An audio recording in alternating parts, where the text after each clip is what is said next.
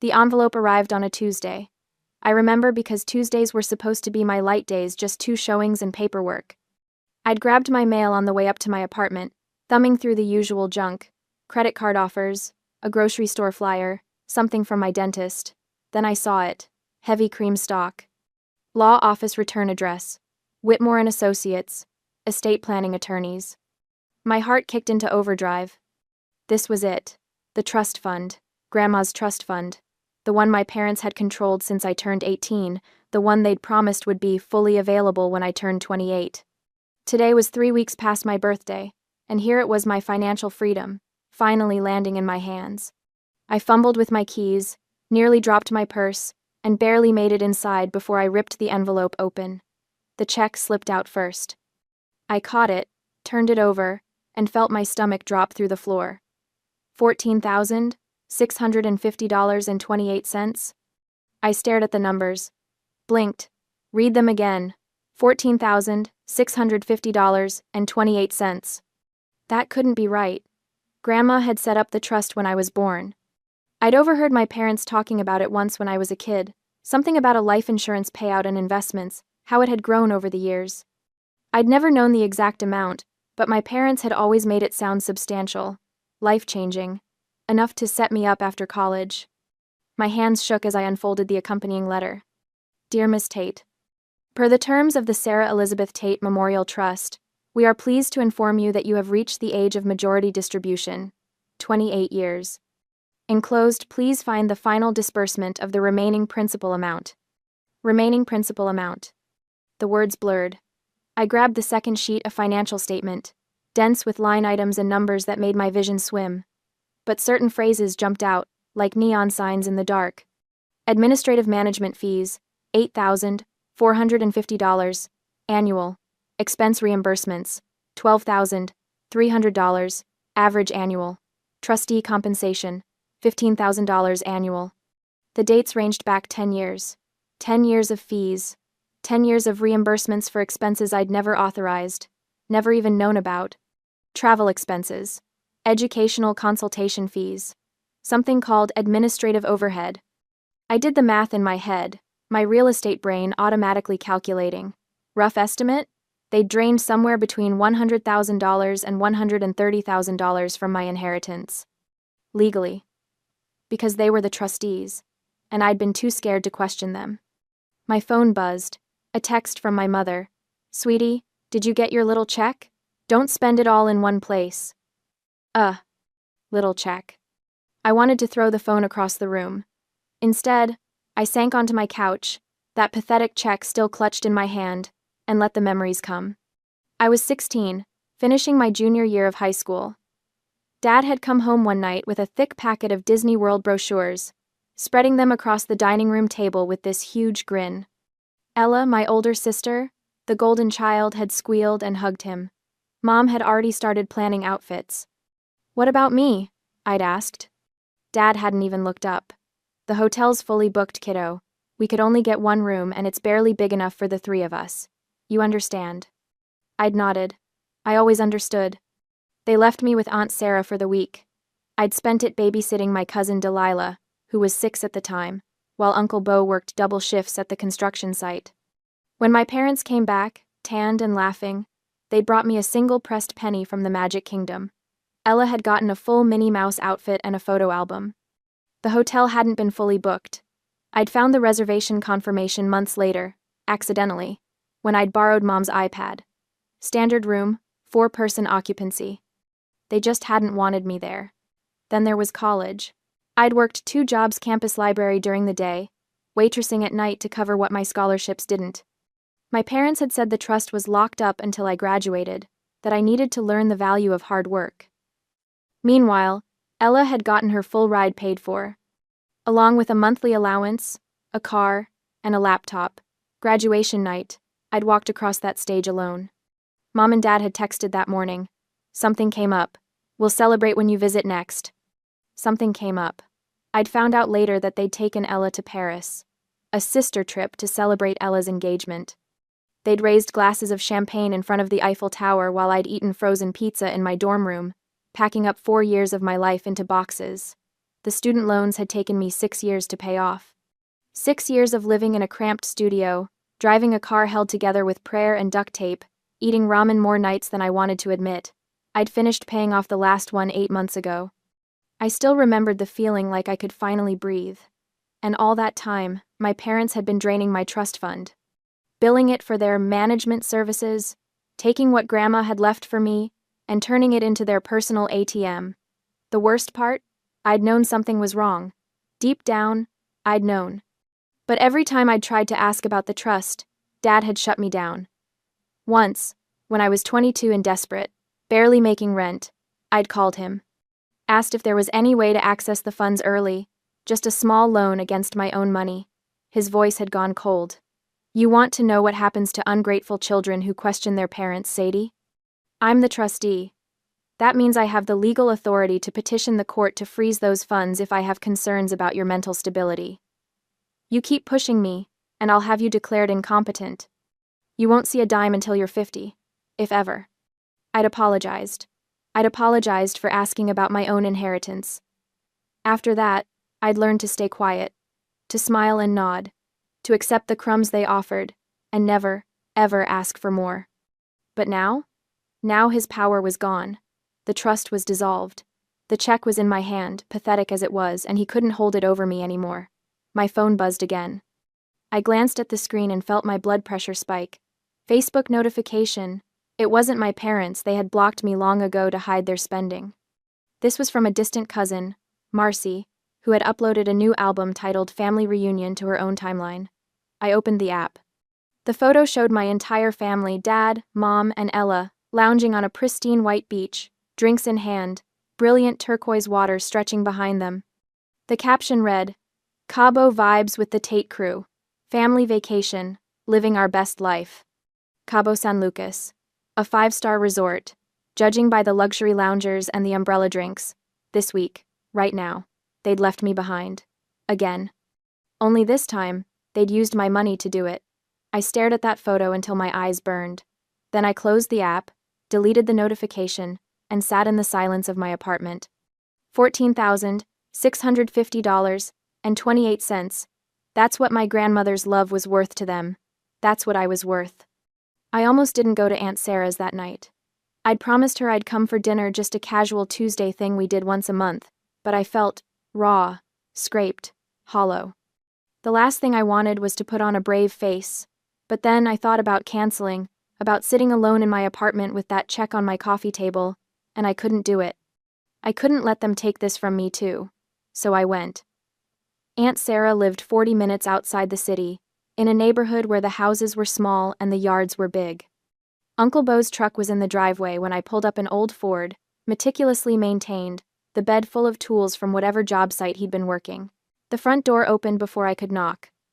There's my girl, Aunt Sarah said, pulling me into a hug that smelled like rosemary and warmth. She was small, barely 5'3", but her hugs were the kind that made you feel safe, protected. I held on maybe a second too long. She pulled back, studying my face. You okay, honey? Long day, I said, forcing a smile. Real estate stuff. She didn't look convinced, but she didn't push. That was Aunt Sarah. She gave you space to breathe, to come to her when you were ready. Inside, Uncle Bo was at the stove, flipping pork chops in a cast-iron skillet. He looked up and grinned, his weathered face crinkling. Hey, Sadie girl, just in time. Hope you're hungry. Starving, I lied. Dinner was simple. Pork chops, mashed potatoes, green beans from their garden. Nothing fancy, nothing Instagram-worthy. Just food, made with care, shared at a table that had seen decades of family dinners. Uncle Bo served the plates, and I watched as he studied the pork chops, picking through them with his fork. Then he took the biggest, best-looking piece, the one with the perfect char, the juiciest part, and put it on my plate. That one's for you, he said simply. Something cracked inside my chest. I looked down at that pork chop, at the care in such a small gesture, and I felt my phone buzz in my pocket. I pulled it out. A notification from my bank app. A deposit had just cleared. $42,000, commission payment, Riverside commercial property. The deal I'd been working on for 3 months. A massive commercial property sale, one of the biggest in my career. The commission I'd earned through late nights and endless negotiations, through my own skill and determination, $42,000. Nearly 3 times what my parents had left me from Grandma's trust. I looked at Uncle Beau, at Aunt Sarah, at the worn but clean tablecloth, and the mismatched chairs, and the single pork chop that had been chosen specially for me, and I realized something. I'd spent so long thinking I needed my parents' approval, their love, their validation. I'd let them control me because I'd thought family was supposed to be blood, supposed to be the people who raised you. But family wasn't blood. Family was the person who gave you the best piece of meat. Family was the woman who hugged you before you could knock. Family was the people who showed up, consistently, without conditions. I still had others to love. And for the first time in 12 years, I wasn't afraid anymore.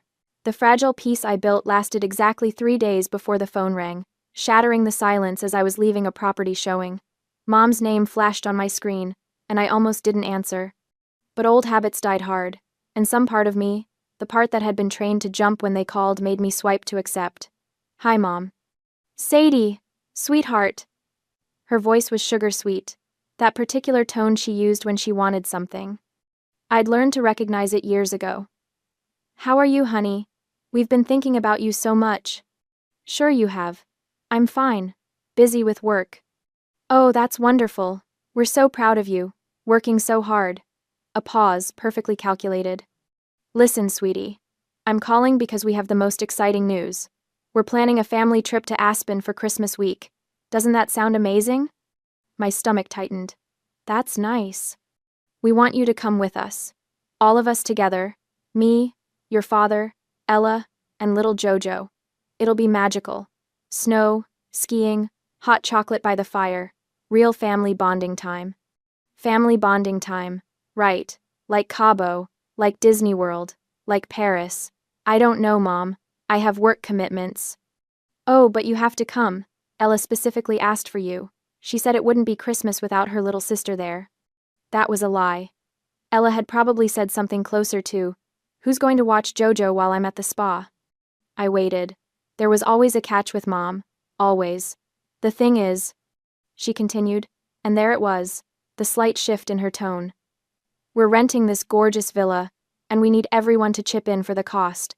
It's only fair, right? We'd need you to wire $2,000 by Friday. And, well, Ella mentioned she'd love to attend some of the evening parties at the resort. There are some influencer events she was invited to, so she'd need someone to babysit Jojo at night. You're so good with kids, and it would just be a few hours here and there." There it was, the real ask, $2,000 plus free nanny service. That's what I was worth to them. Not a daughter, not family. An ATM with a babysitting certificate. "So what do you think?" Mom pressed, her voice still dripping with fake warmth. "Can we count on you?" Something inside me snapped. Not loudly, not dramatically. Just a quiet, final breaking of whatever tether had kept me tied to the hope that they might change. No. No. Silence on the other end. Then, "What?" "No, Mom. I'm not coming to Aspen. I'm not wiring you money. And I'm not babysitting." Sadie Marie Tate. "I saw Marcy's photos from Cabo, by the way. Looked like you had fun spending Grandma's trust fund on umbrella drinks." Her intake of breath was sharp. "How dare you? That money was used for legitimate administrative purposes." "Management fees." "Right. Funny how those fees paid for luxury vacations while I ate ramen and worked 2 jobs to pay off student loans." "You ungrateful." I hung up. My hands were shaking, but not from fear, from adrenaline, from the rush of finally standing up for myself. The phone immediately started ringing again. "Mom." I declined the call. It rang again. Declined. A text came through. "Your father is going to hear about this disrespect." I blocked the number, then I blocked Dad's number, then Ella's, and I stood there in the parking lot of a commercial property, breathing hard, feeling like I'd just jumped off a cliff. But I wasn't falling. I was flying. That night, I couldn't sleep. I lay in bed, staring at my ceiling, my mind spinning. They would never see me as anything other than a resource. A convenient tool to be used when needed and ignored when not. No amount of compliance, no amount of bending over backward, would ever make them love me the way I'd wanted to be loved. But I had $42,000. I had 500,000 airline miles I'd been hoarding from my real estate credit card, points I'd been saving for someday. And I had people who actually deserved to be treated like family. An idea started forming. Petty? Maybe. But also perfectly, beautifully justified. If my parents wanted to use money to show their values, fine. I'd show mine. I spent the next morning on my laptop, researching flights, resorts, packages. My credit card points could cover flights for 4 people, round trip, to somewhere incredible. Somewhere my parents had probably fantasized about but never been able to justify spending their own money on. The Maldives kept coming up. Private overwater villas, crystal clear water, white sand beaches. The kind of place you saw in magazines and thought, someday, maybe, if I win the lottery. I checked the prices. With my airline miles, I could cover the flights. The villa would be expensive, but I found a 2-bedroom ocean residence with a massive deck and a pull-out sofa in the living room that Delilah would love. It was $28,000 for the week, all inclusive.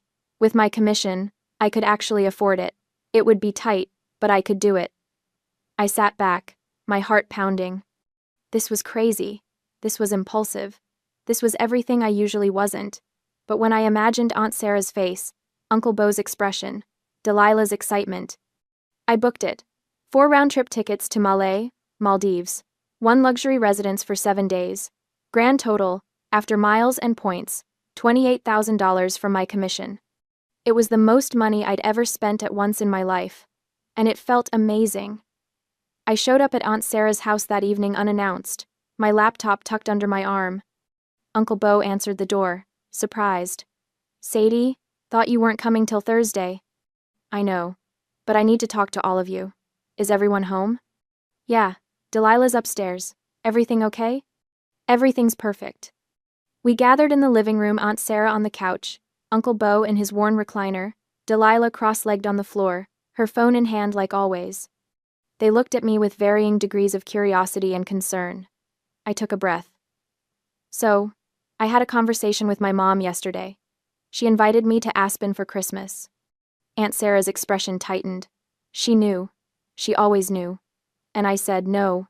Actually, I told her no, hung up, and blocked her number. Delilah's eyes went wide. Holy shit.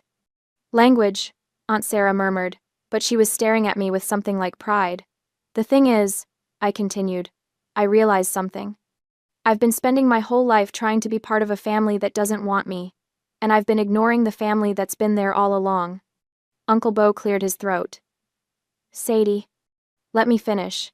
I opened my laptop, turning the screen toward them. I just closed a huge commission, $42,000. And I have a bunch of airline miles I've been saving. So I did something kind of impulsive. I pulled up the confirmation email. I booked us a trip, the 4 of us, to the Maldives, private overwater villa, 7 days, all inclusive. We leave in 2 weeks. The silence was deafening. Aunt Sarah's hand flew to her mouth. Uncle Beau just stared, his usually composed face completely blank. Delilah jumped to her feet. Are you serious? The Maldives? Like, the actual Maldives? The actual Maldives. Oh my God! Delilah practically bounced, her phone forgotten. This is insane. This is absolutely insane. Aunt Sarah's eyes filled with tears. Sadie, honey, we can't, that's too much. You can, and you will, I said firmly. You've been my family when my own blood couldn't be bothered. You've fed me, supported me, loved me, without conditions. This isn't charity. This is me saying thank you, and saying that you're my real family. A tear slipped down Aunt Sarah's cheek. Uncle Beau stood up, walked over, and pulled me into a hug so tight I could barely breathe. His voice was rough when he spoke. You didn't have to do this. I know. I wanted to. He pulled back, his eyes suspiciously bright. Then I guess we're going to the Maldives. Delilah was already on her phone, typing furiously. I need to tell everyone. This is the best thing that's ever happened to me. Can I make TikToks there? Please say I can make TikToks. You can make all the TikToks you want, I said, laughing. Aunt Sarah stood, walking over to touch my face gently. Your grandmother would be so proud of you. My throat tightened. I hope so. I know so. You took what they tried to steal from you, and you turned it into something beautiful. She kissed my forehead. That's real strength, honey. And for the first time since opening that envelope with the $14,650.28 check, I felt like maybe Grandma's legacy hadn't been stolen after all. Maybe I'd carried it with me the whole time. Arrival in the Maldives felt less like travel and more like stepping through a portal into a different reality. The water was impossible. That was the first thing I thought when I stepped out onto the villa's private deck. The Indian Ocean stretched out in front of us, so perfectly turquoise it looked, photoshopped. Our overwater residence sat on stilts above the reef, the glass floor panels in the living room revealing fish darting below. The sun was warm without being scorching, the breeze carrying the scent of salt and plumeria. This isn't real, Delilah breathed beside me. She'd been practically glued to her phone since we arrived, filming everything. This literally cannot be real. It's real, Uncle Bo said from behind us. He'd barely said a word since we'd landed, just kept looking around with this expression of quiet awe. Aunt Sarah emerged from one of the bedrooms, her eyes red-rimmed. She'd cried 3 times already. Once on the plane, once when we arrived at the resort, and once when she saw the villa. Happy tears, she kept insisting, but I knew it was more than that. It was the weight of years of struggling, of making do, of never getting to experience something like this suddenly lifted. Even temporarily. I think I'm going to swim, I announced. Anyone want to join? Give me 5 minutes to change. Delilah ran back inside. Uncle Bo settled into one of the loungers with a book, an actual paperback thriller he'd bought at the airport. Aunt Sarah joined him, and I watched them for a moment, her hand finding his, their fingers intertwining automatically after decades of marriage. That's what love looked like. Quiet, steady, present. The next few days blurred together in the best possible way.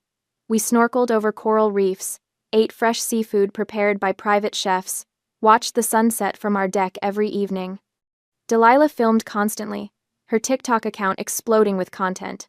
Day in the life at a Maldives villa. My cousin surprised us with a luxury vacation. Point of view. Your family actually loves you. That last one was captioned with a longer story. I'd watched her film it one afternoon while Aunt Sarah and Uncle Bo were napping. She sat on the deck, the ocean behind her, and spoke directly to the camera with surprising maturity. So, my cousin Sadie basically got screwed over by her parents and sister. They stole her inheritance, used her as a free babysitter, and treated her like garbage her whole life. And when they tried to do it again, demanding money and free labor, she said no. Instead, she took her own money that she earned herself and brought us here, her real family. The people who actually showed up for her. She panned the camera to show the villa, the water, the paradise around us. This is what it looks like when someone values you. Not posting fake family photos for clout. Not using people as ATMs. Actually showing up and showing love. She turned the camera back to herself.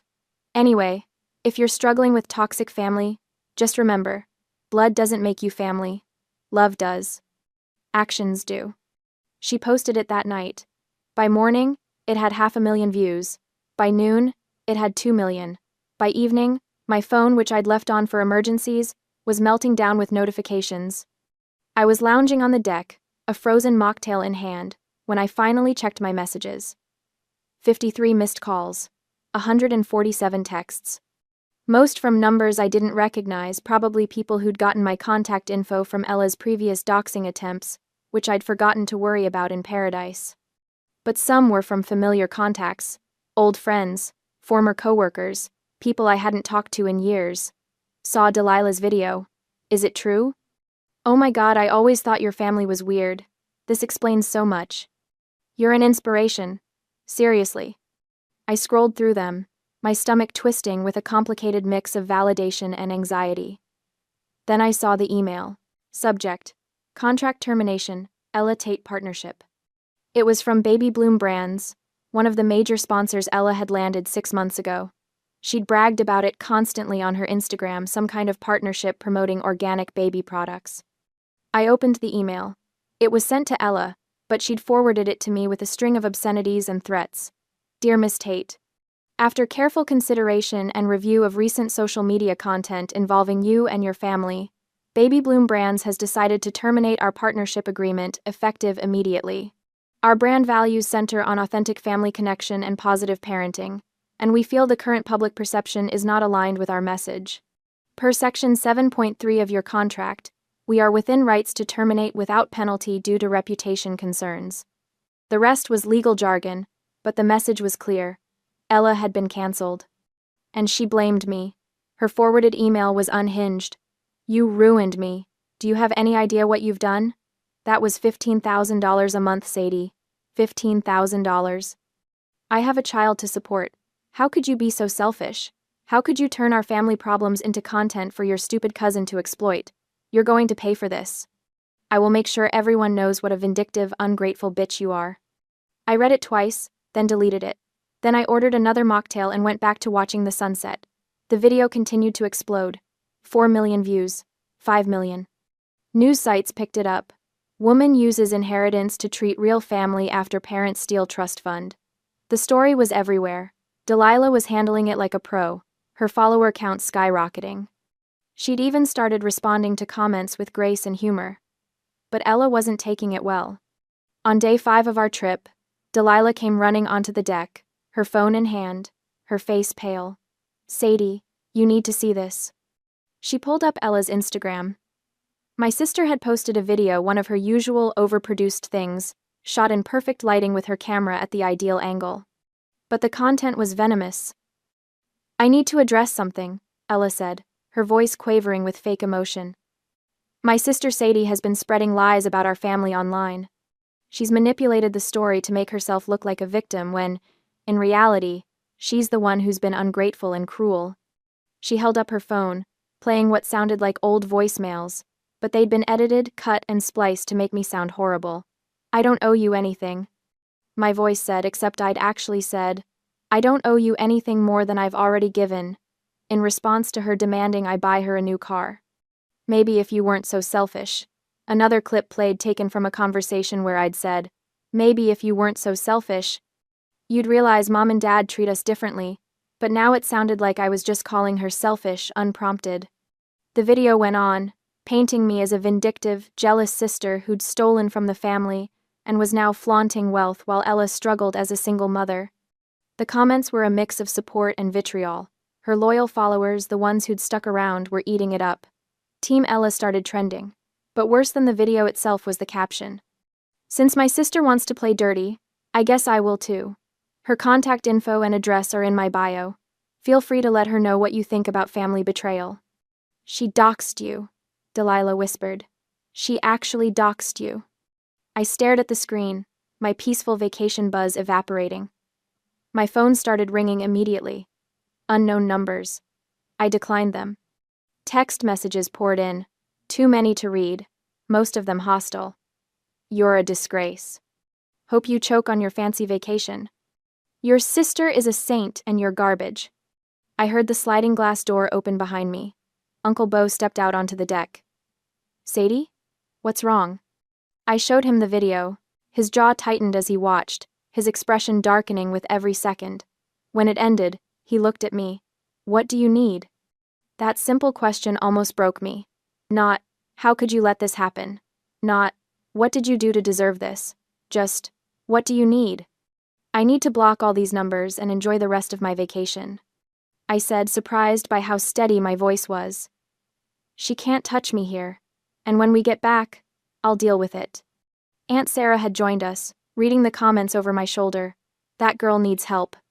"That girl is a grown woman who's chosen to be cruel," Uncle Bo said flatly.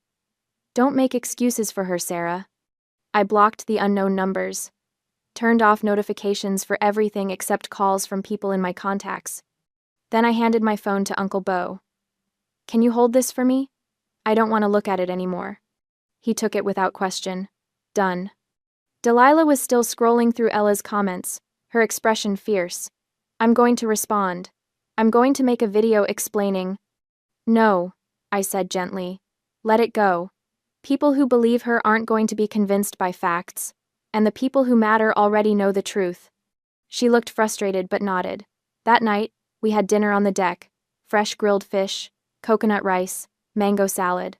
The food was incredible, but I barely tasted it. Aunt Sarah noticed. She reached across the table and squeezed my hand. "You okay, honey?" "I will be," I said. And I meant it. Because Ella could post whatever she wanted. She could send her followers after me. She could edit videos and spin stories and play the victim.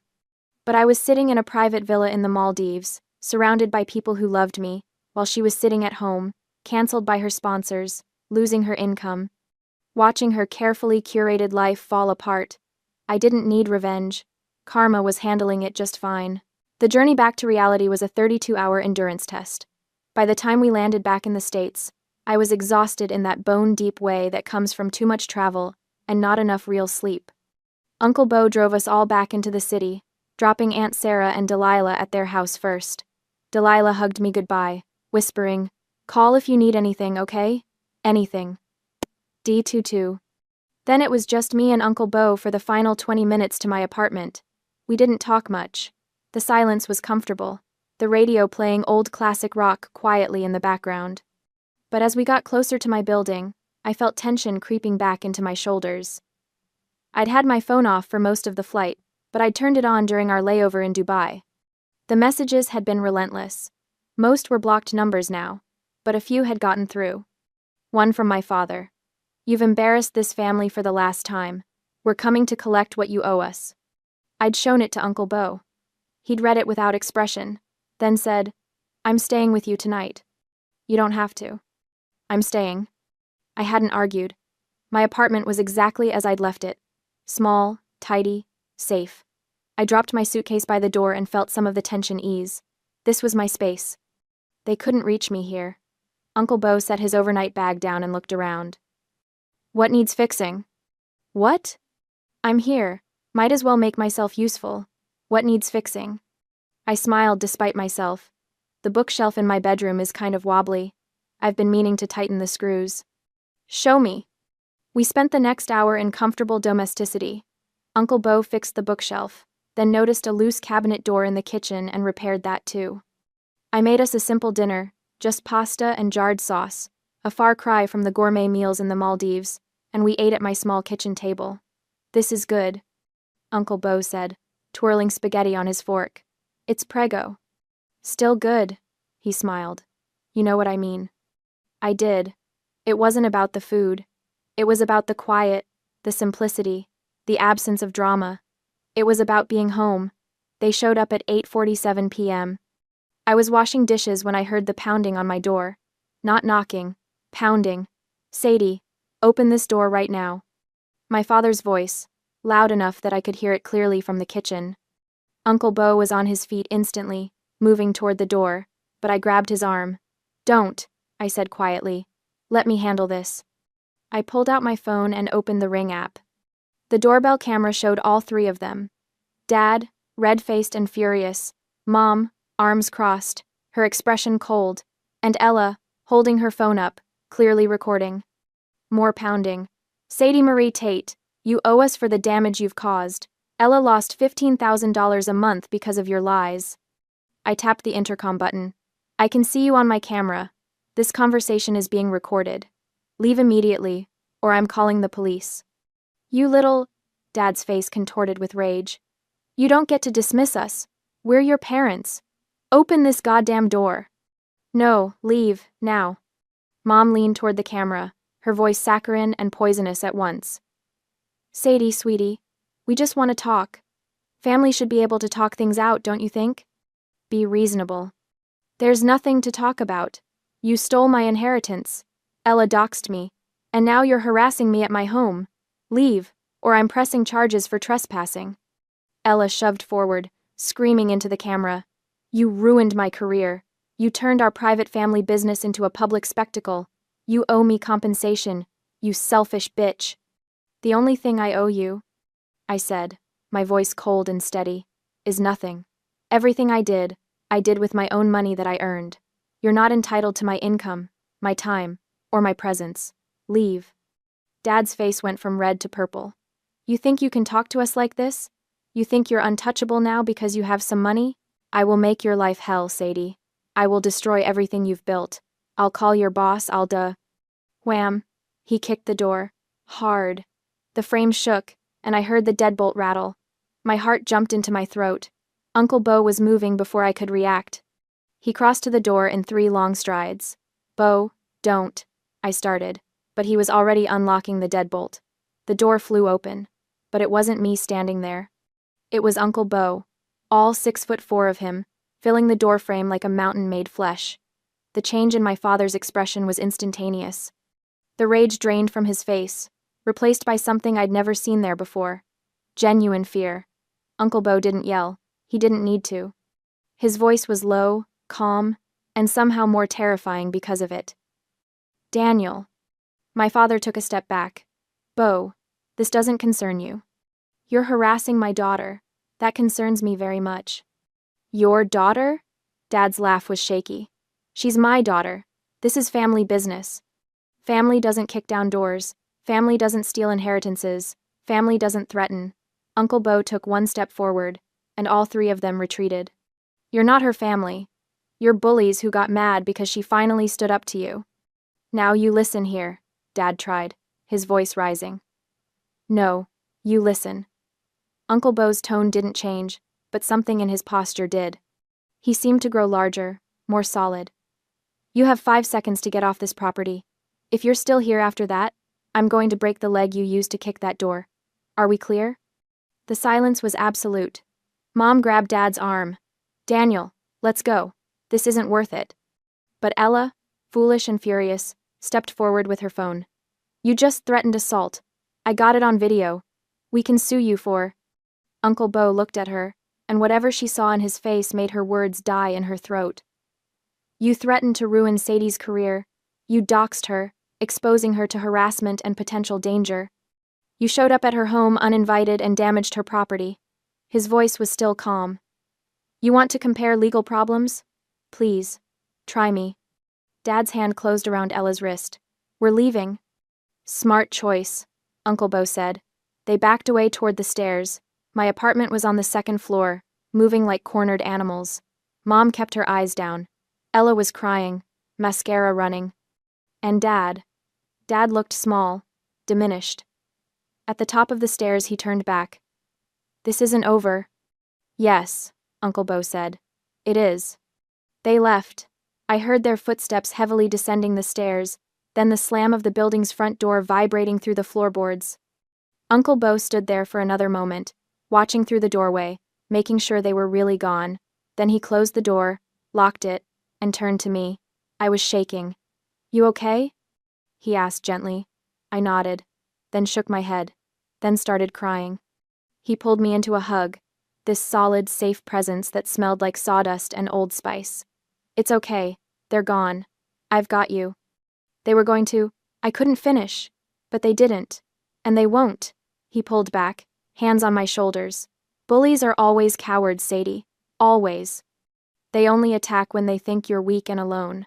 But you're not alone. I wiped my eyes. Thank you. For being here. For... You don't thank family, he said simply. My phone buzzed. A text from an unknown number. You think you've won? Wait until we destroy your job. See how smug you are when you're unemployed. I showed Uncle Bo. He read it and his jaw tightened. Time to get a restraining order. Will they approve it? I mean, they didn't actually hurt me.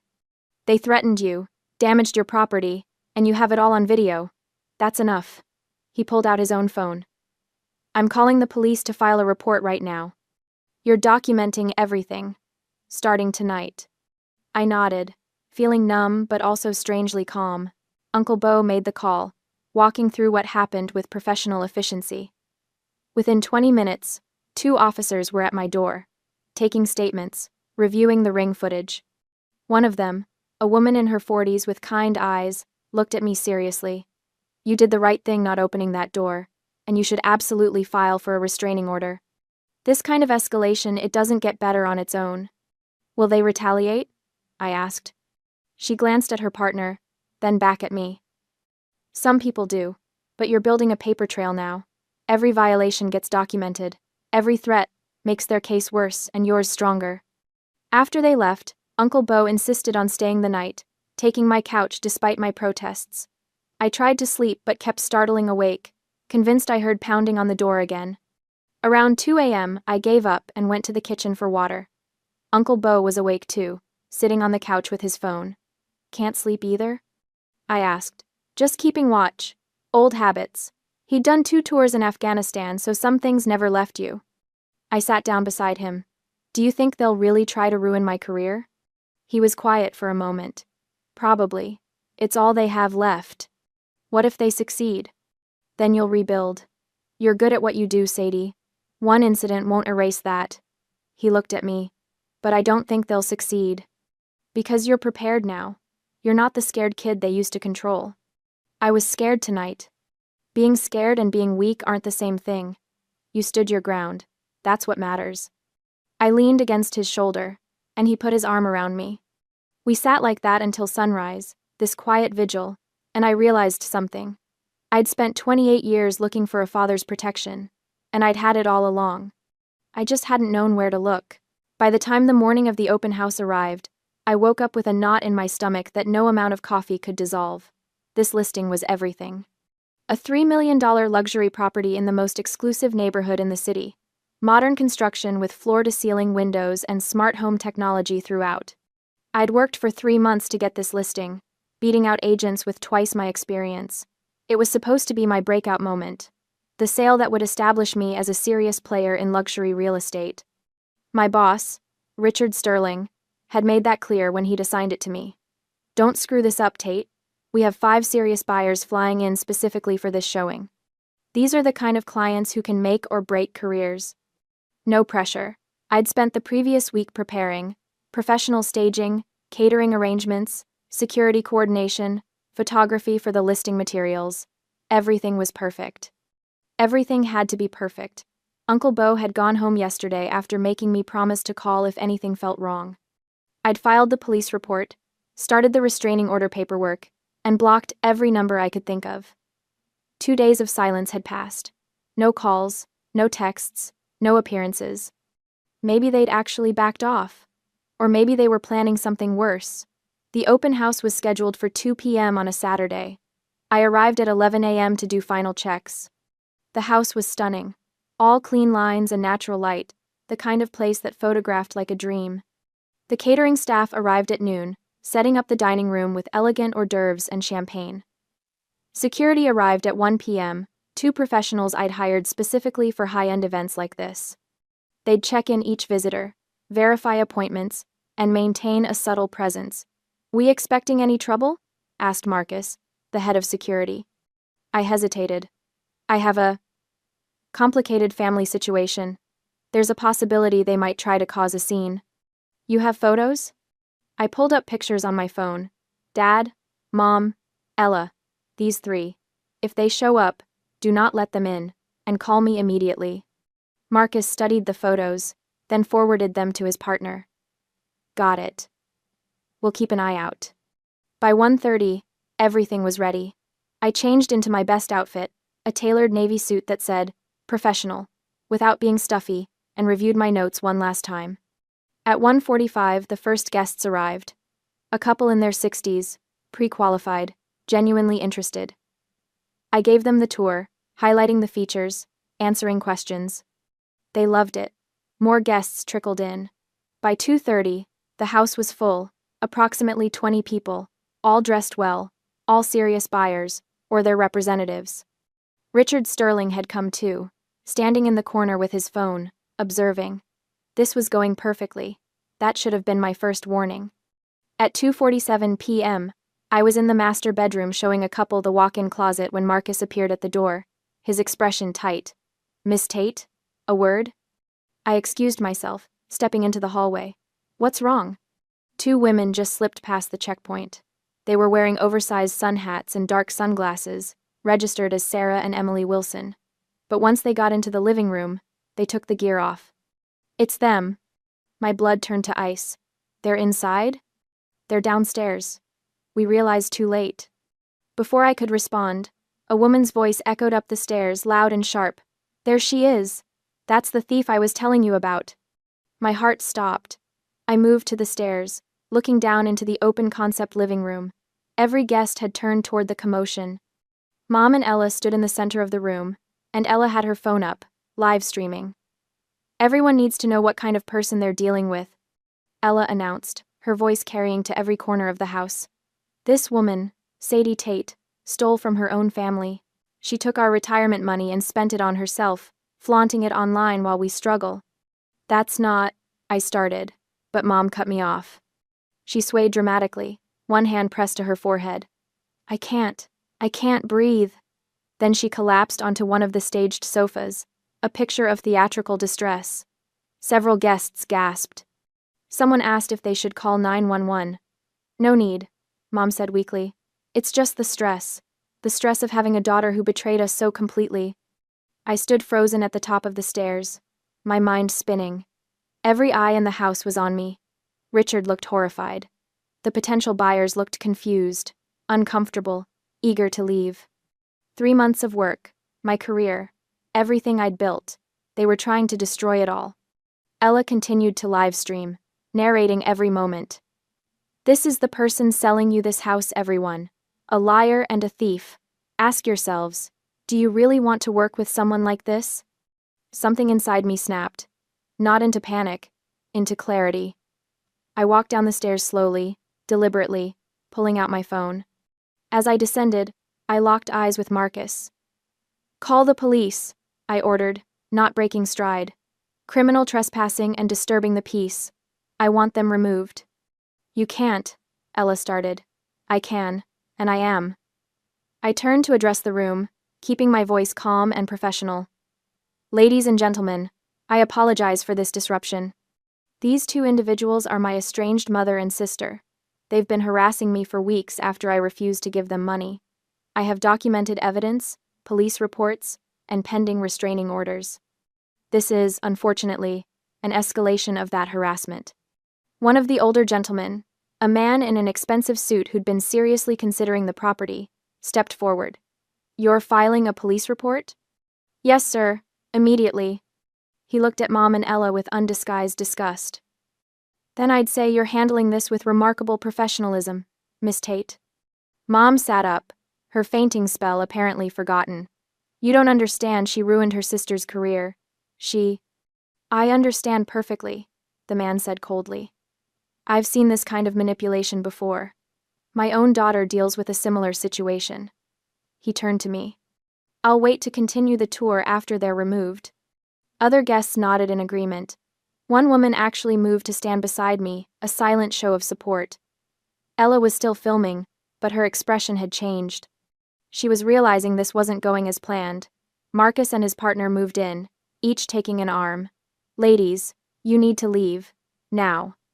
Get your hands off me, Ella shrieked, trying to pull away. This is assault. You're all witnessing assault. You entered under false names, Marcus said calmly. That's fraud.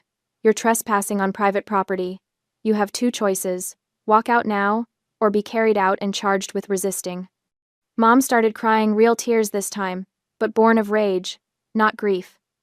Sadie, please, don't do this. We're your family. I looked at her and felt nothing. No guilt, no pain, just a vast, empty relief. No, I said quietly. You're not. They were escorted out, Ella screaming profanities the entire way. Several guests actually applauded when the door closed behind them. Richard Sterling appeared at my elbow, his expression unreadable. My office. Monday morning. My stomach dropped. Richard. To discuss the restraining order paperwork, he continued. You need to file it immediately. I'll be a witness to this incident if needed. He looked around at the disrupted open house. Now, let's get back to business. You have properties to sell. I almost collapsed with relief. The police arrived within 10 minutes. I gave my statement, provided the security footage, and watched as officers went outside to speak with Mom and Ella, who were sitting in their car, refusing to leave the neighborhood. The gentleman in the expensive suit, Mr. Harold Brennan, I learned stayed through the entire process. When the police finally left, taking Mom and Ella's information and issuing them citations, he approached me again. That took guts, he said. My daughter's been fighting her ex-husband's family for 3 years. She's learning what you clearly already know. Bullies don't stop until you force them to. Thank you for staying, I said. You didn't have to. Actually, I did. He smiled. I'm buying the house. Full asking price. Let's write up the offer. I stared at him. I what? You heard me. Anyone who can handle that situation with that much grace and professionalism is someone I want to work with. Plus, the house is gorgeous. It's a win-win. By the time the open house officially ended at 5 p.m., I had 3 offers, 1 at asking price, 2 above it. Richard pulled me aside as I was packing up. You did good, Tate. Really good. Really. Even with the scene? Especially with the scene.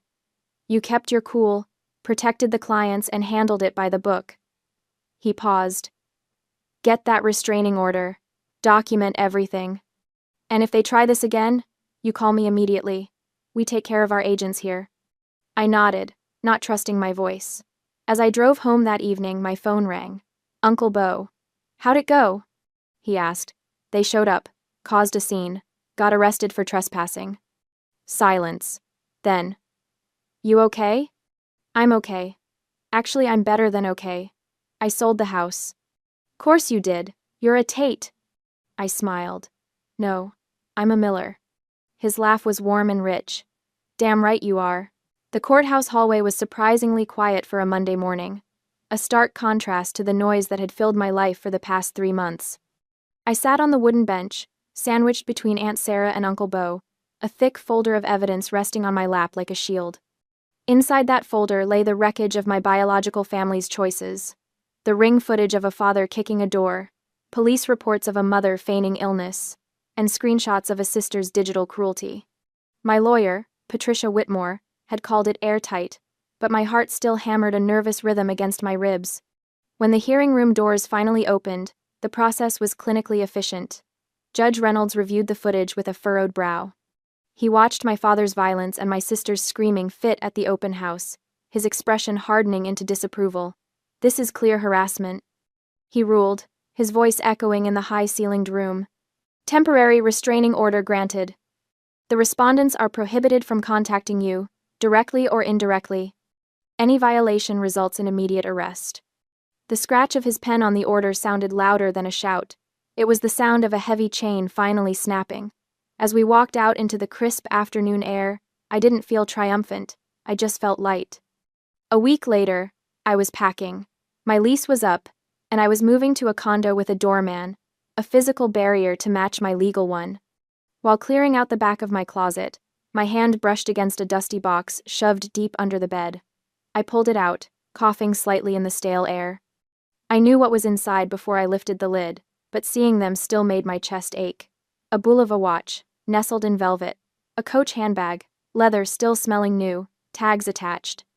I had bought them 5 years ago, expensive peace offerings for parents who only spoke the language of materialism. I had spent money I didn't have, hoping these luxury tokens would buy me a seat at their table. But I had never given them. Some deep, self-protective instinct had warned me that it wouldn't matter. They would take the gifts, offer a distracted thank you, and nothing would change.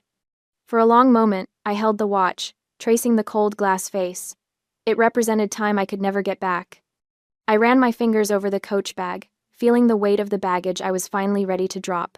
I didn't put them in the moving truck. Instead, I drove to a local women's shelter. When I handed the box to the coordinator, she gasped. "These will help someone look professional for a job interview," she said. "Someone starting over." "That's exactly what they're for," I smiled. Transforming a symbol of rejection into a tool for someone else's freedom felt like the final step of my own exorcism. Christmas came 3 weeks later, wrapping Aunt Sarah's small house in the smell of glazed ham and pine needles. There was no tension, no walking on eggshells, no performative perfection. Just a crooked tree decorated with Delilah's childhood crafts and the sound of genuine laughter. After dinner, as the snow began to fall outside, Uncle Bo signaled for me to follow him into the garage. It was his sanctuary, smelling of sawdust and oil. He leaned against his workbench and handed me a large manila envelope. "What's this?" I asked, sensing the gravity in the air. "Open it." My fingers trembled as I slid the papers out. Petition for adult adoption. I stared at the words, the legal jargon swimming before my eyes. "You don't need to carry the name of people who don't deserve you?" Bo said, his voice rough with an emotion he rarely showed. "Sarah and I talked about it. We want to make it official. You're our daughter, Sadie. In every way that matters." The tears came then, hot and fast. I looked up at this man, this mountain of a man who had stood between me and my father's rage, who had saved the best pork chop for me, who had shown up when it counted. "Is that a yes?" he asked gently. "Yes," I choked out. 1,000 times yes. We signed the papers at the kitchen table, the scratching of the pen far sweeter than the judge's signature had been. Aunt Sarah cried openly, and Delilah cheered, hugging me so hard I thought my ribs might crack. Sadie Marie Miller. Later that night, driving home to my new condo, I stopped at a red light and looked at my reflection in the rearview mirror. I looked the same, but everything had changed. I had started this journey with a check for $14,650.28 and a soul hollowed out by betrayal. I was ending it with a protected career, a home that was truly mine, and a family that had chosen me as deliberately as I had chosen them. The daughter's revenge wasn't destruction. It wasn't burning their world down. It was building a beautiful, impenetrable life in the ruins they had left behind. It was choosing love over bitterness. And finally, for the first time in 28 years, I was free.